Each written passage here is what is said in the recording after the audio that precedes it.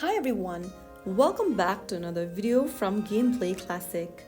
In this tutorial video, I'm going to be guiding you through how to redeem codes in T3 Arena. If you've just got a T3 Arena redemption code, then you can easily redeem it within the application right away.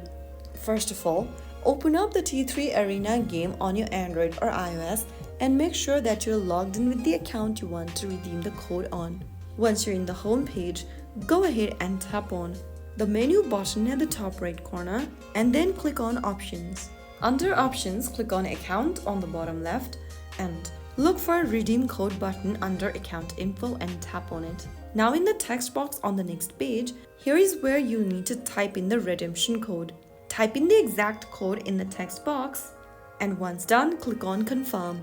After the code is redeemed or if the code is valid, you'll receive your in-game rewards instantly.